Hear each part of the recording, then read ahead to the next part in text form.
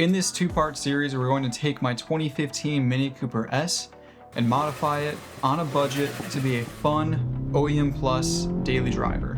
We'll be adding some easy power, handling mods, some other goodies, all to make it a more engaging car to drive every day. And with that, let's get started.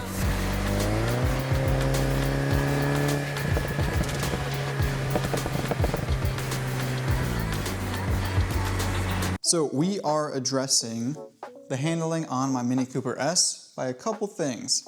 Honestly, it doesn't need much. Rear sway bar, brake job. I went on Rock Auto, picked up some rotors. These are nothing special, you know, just blank, no drilled, no slotted. You don't really need that stuff, in my opinion.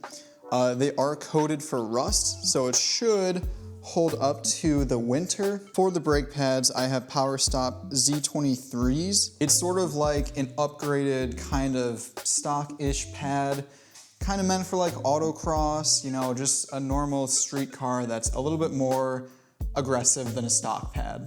I'm hoping it doesn't really have that much brake dust. I actually had Z23s on my old GTI and I really thought that they were good, so should be fine. For the rear sway bar, we have an NM Engineering 25mm rear sway bar. We also got some adjustable end links. These are billet, and this is really important because BMW actually uses plastic end links. Yeah, good stuff, BMW. So they tend to snap if you have a stiff rear bar. These are kind of needed. I've actually never used this style of clamp. So it actually has like, I think it's called a Zerk fitting, so you can grease it without taking it off. Interesting, I've never used it, but we have it. We're gonna try it out. If you were wondering where I got these parts, I got them all from outmotoring.com. They're a great website. If you own a Mini, you can buy basically whatever you need for the car. Prices are good, their customer service is solid. I would highly recommend them. For the sake of transparency, I did want to let you guys know that they gave me a slight discount for making this video. It doesn't really affect my opinion at all. They don't make these parts, so there's no bias there. If they suck, I'm going to tell you that they suck. There are lots of resources online on how to do these modifications. So ultimately, I'm not going to do like a DIY, you know, explanation, tutorial. Just going to get into it.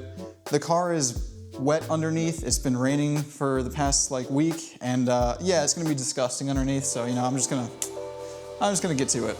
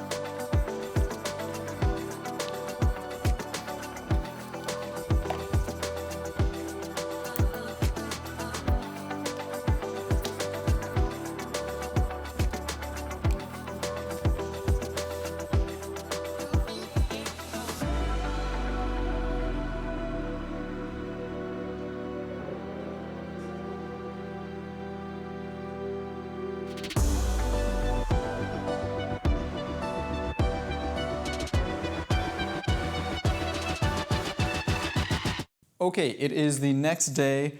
Fronts are done. However, the rears, I made a little bit of an oopsie. So this hunk of dirt and disgustingness is the stock pad that came out of the car. Notice this. This is the PowerStop Z23 that I bought, which says that it's for a Mini Cooper S. I don't know if you guys can see the difference. There's this hump here that's not right there. That basically made it so that I have to order new pads. So I went on Amazon and grabbed some pads. These are from Raybestos, whatever you want to, however you want to pronounce it. These actually are a more accurate representation of the stock pad. This should fit in perfectly. These are more of a like daily driver replacement. It's their Element 3 series, which yeah, it's basically just like a nice premium, you know, OEM pad replacement. Of course, the power stop pads are past their return date, so that's pretty dope. Chalk that up to an L.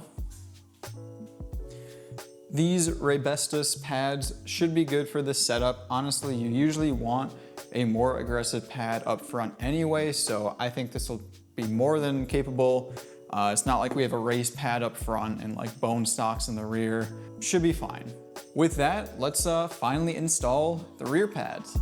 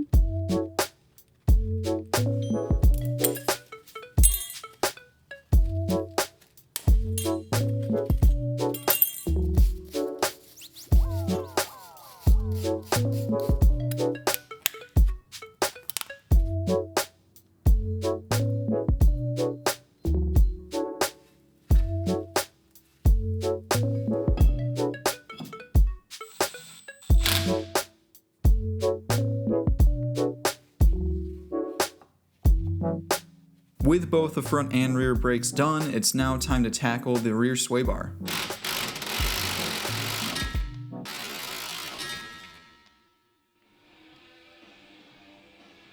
Okay, I think there's still some tension on it.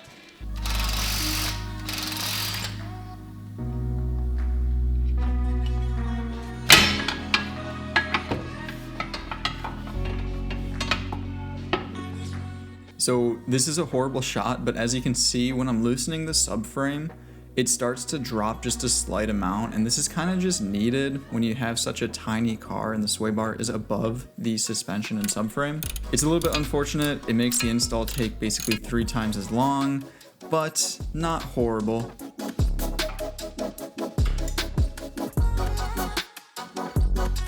With that, the rear sway bar is now installed. We can button everything back up, take the car for a drive, see how it feels. Right, let's see how this Mini Cooper S handles with some new brakes and a new rear sway bar. I've actually put probably about 1,000 miles or so on the new sway bar with the new brakes. And I can honestly say that so far, I'm really happy with how it turned out. The power mods mixed with the rear sway bar have really transformed this thing into a much more engaging car to drive every day. It feels like a more fun car. Honestly, like it's just in general more fun. This car necessarily wasn't bad in stock form. I just think with a couple like really cheap small upgrades, it really does wake the car up a lot. As far as the rear sway bar, I think this is probably one of the best upgrades that you can do for honestly like any front wheel drive car at all. It makes the car genuinely want to turn in as opposed to just sort of like going through the motions of a corner.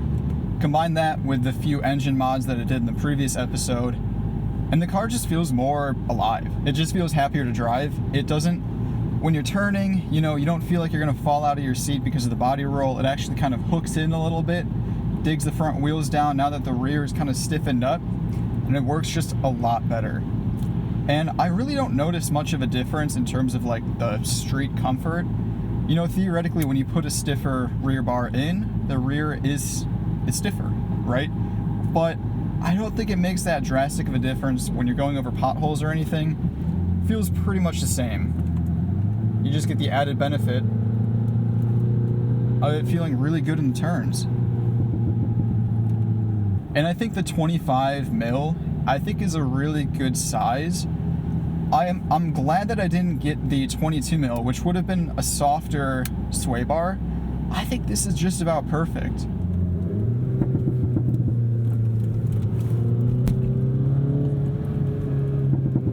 I mean, it feels good, man.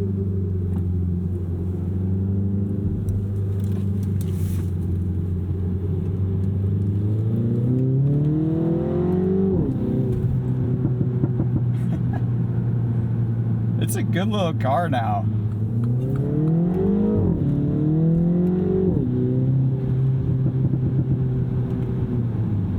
And the car just actually, it rips now.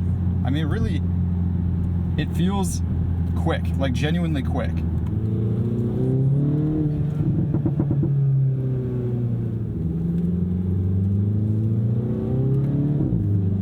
And yeah, I'll be honest, the car is not necessarily like a rotating machine after the sway bar. It still has a tendency to understeer, which I think is perfectly fine. It's just way less pronounced than it was in stock form. And I think that's the ultimate takeaway, right? It's still a front-wheel drive car. You can't power slide a front-wheel drive car. It doesn't really exist. But it just feels so much better than before. So thank you guys for watching. I appreciate it. We're gonna have a lot of content coming soon on my new car. If you follow me on Instagram, you already actually know what it is. So, you know, take that for what it's worth. Maybe pop over there. Thank you again for watching, and have a good one.